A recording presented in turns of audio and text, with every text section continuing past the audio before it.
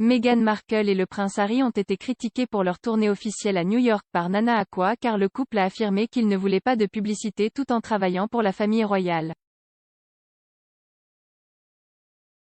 Le prince Harry et Meghan Markle ont fait l'objet d'un examen minutieux pour se comporter comme s'ils faisaient une visite royale lors de leur récente tournée bien remplie à New York.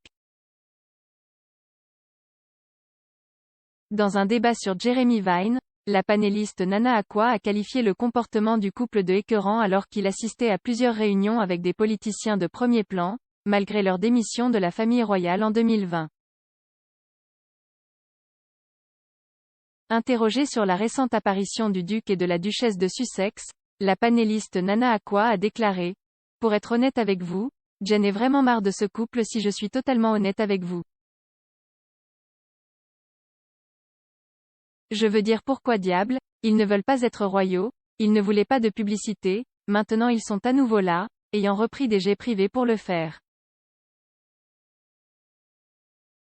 Ils ont tout cela en cours, se comportant comme s'ils faisaient une visite royale, la chose même qu'ils ne voulaient pas faire au Royaume-Uni.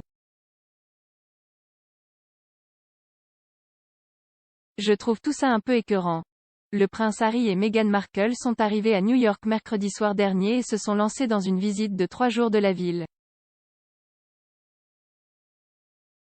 Jeudi matin, ils ont visité le One World Trade Center, où ils ont été rejoints par le maire de New York, Bill de Blasio, et la gouverneure de l'État de New York, Kathy Hochul.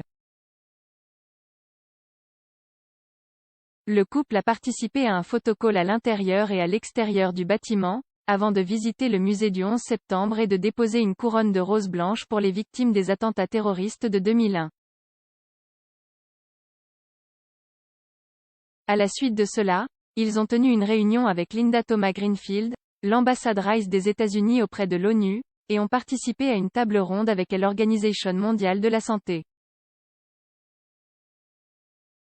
Dans une déclaration publiée par la suite, les Sussex ont déclaré : « Dans cette salle, nous avions un certain nombre des plus grands leaders en matière de santé publique, de préparation aux pandémies, de progrès scientifique et de renforcement communautaire. »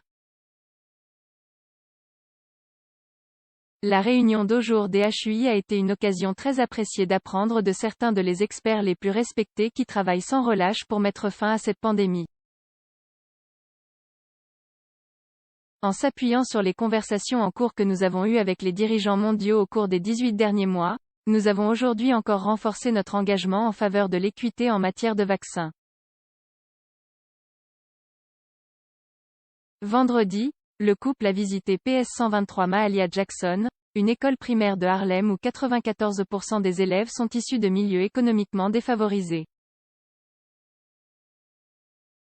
Lors d'un événement conçu pour promouvoir l'alphabétisation des enfants, Meghan Markle a lu son livre The Bench, qui a été publié plus tôt cet été. Samedi, Meghan et Harry se sont rendus aux Nations Unies pour rencontrer sa vice-secrétaire générale Amina Mohamed, au cours de laquelle ils ont discuté des problèmes liés à l'équité en matière de vaccins, à l'action climatique, à l'autonomisation des femmes, à l'engagement des jeunes et au bien-être mental.